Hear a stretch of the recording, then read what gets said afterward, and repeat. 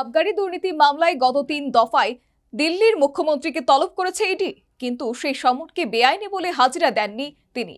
এবার আগামী 18 জানুয়ারি ফের আপ সুপ্রিমোকে তলব করল কেন্দ্রীয় এজেন্সি ইডি।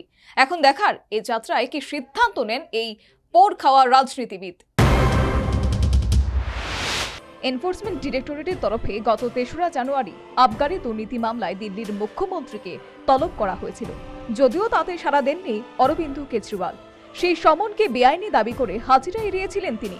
আম আদমি পার্টির তরফে স্পষ্ট জানানো হয়েছিল শুধুমাত্র তাকে গ্রেপ্তার করার উদ্দেশ্যেই বারবার তলব করা হচ্ছে, আর সেই কারণেই তিনি হাজিরা দেননি। প্রসঙ্গত, দিল্লির আবগারি দুর্নীতি মামলায় দিল্লির প্রাক্তন উপমুখ্যমন্ত্রী মনীষ সিসোদিয়া এবং আপ সাংসদ সঞ্জয় সিংহকে আগেই গ্রেপ্তার করেছে ইডি।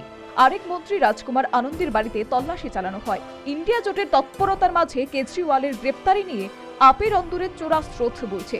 গ্রেপ্তারের আশঙ্কা আগেই প্রকাশ করেছিলেন দলের নেত্রী অতিশী মার্লেনা।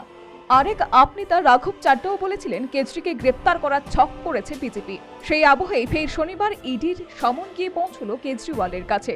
আগামী 18 জানুয়ারি তাকে হাজিরার নির্দেশ দেওয়া হয়েছে, ফলে তাকে গ্রেপ্তার করা নিয়ে আপ শিবিরে বাড়ছে আশঙ্কা। এদিকে তার সমনে সাড়া না দেওয়া নিয়ে খোঁচা দিতে ছাড়েনি গেরুয়া শিবির। গেরুয়া শিবিরের মুখপাত্র শেহজাদ পুনাওয়ালা তোপ দিকে বলেছিলেন, নিশ্চয়ই এই মামলার কিছু লুকোতে চাইছেন দিল্লির মুখ্যমন্ত্রী, সেই কারণেই বারবার হাজিরা এড়াচ্ছেন। উল্লেখ্য, এর আগে গত 2রা নভেম্বর এবং 21 ডিসেম্বরও ইডির তলবে সাড়া দেননি কেজরি।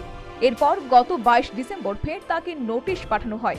সেই মতোই 3রা জানুয়ারি হাজিরা দেওয়ার কথা ছিল আম আদমি পার্টি সুপ্রিমোর, কিন্তু তা এড়িয়ে যান তিনি। এবার 18 জানুয়ারি তিনি কি পদক্ষেপ নেবেন আপ সুপ্রিমো, এই গুঞ্জনই সর্বত্র। Bureau report, news vanguard.